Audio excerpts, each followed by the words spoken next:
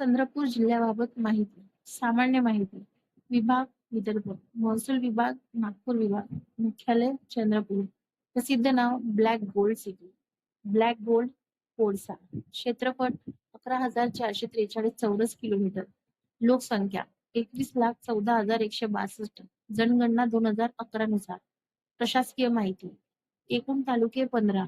चंद्रपूर, भद्रावती, वरोरा, चिमूर, नागभीड, ब्रह्मपुरी, सिंदेवाही, मूल, गोंडपिंपरी, पोंभुर्णा, सावली, राजुरा, कोरपना, जिवती आणि बल्लारपूर.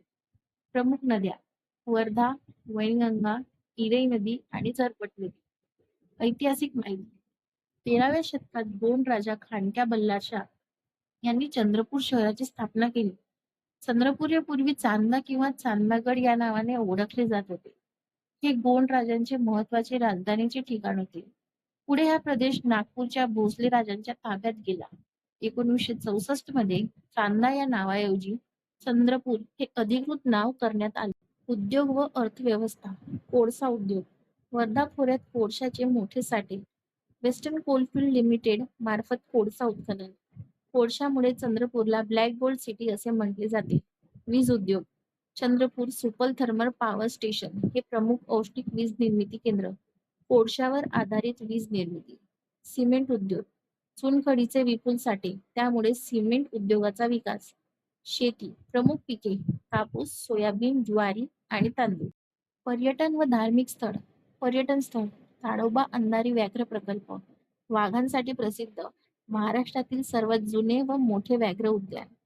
धार्मिक स्थळे महाकाली मंदिर चंद्रपूर, अंचलेश्वर महादेव मंदिर, भद्रावती जैन मंदिर. ऐतिहासिक वास्तू चंद्रपूर किल्ला, बल्लारपूर. परीक्षेसाठी महत्वाचे मुद्दे. चंद्रपूरला ब्लॅक गोल्ड सिटी का म्हणतात? कोळशाच्या विपुल साठ्यांमुळे. चंद्रपूर जिल्ह्याचे मुख्यालय कोणते? चंद्रपूर. चंद्रपूर जिल्ह्यात एकूण किती तालुके आहेत?